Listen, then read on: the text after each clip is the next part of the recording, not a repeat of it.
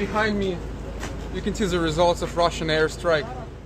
Nazary has returned to Ukraine to find the cities he grew up knowing in shambles. Look at this. This was actually near my bomb shelter where I stayed overnight. Now embedded with the territorial defense in Kyiv, the safety of his Vancouver home a world away. His quiet life in this Canadian city where he spent 8 years seemed like a lifetime ago. For the first 2 days, it was a complete and utter shock. Like, I didn't know what to do.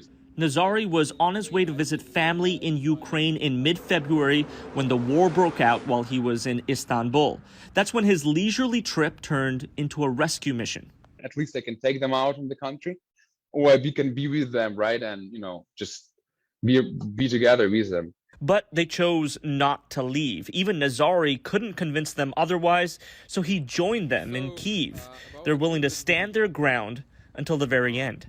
When you realize that, someone's attachment to their home is so strong that they're willing to stay, and, and they say at least my last action would be to throw a rock at the invader. Now he's part of the resistance to the Russian invasion. The territorial defense doesn't fight on the front lines. It stays back to protect civilians. Our aim is to supply units with what they need. Nazary collects basic necessities for soldiers and their families. Construction supplies, knives, first aid kits, heaters.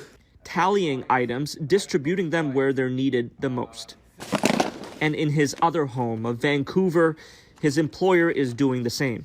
We're going to see how long it takes to get to Poland and to Kyiv. They see Nazary is like family, so they're collecting tactical, medical, and electronic gear to send to him directly. This one's a tough one.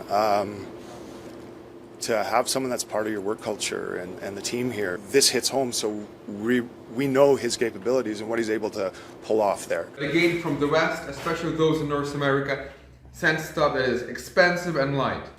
Grateful for everything coming his way, Nazary is asking Canadians to send even more. They're outnumbered and their resources are fading fast. What's your biggest fear right now? My biggest fear is that my town, my suburb, or my village is going to get occupied. And you're willing to do anything to defend it? We're going to defend it. I know we're going to suffer a lot, but this city is not going to fall.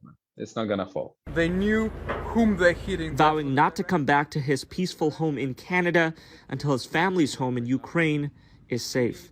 Kamal Kermali, Global News.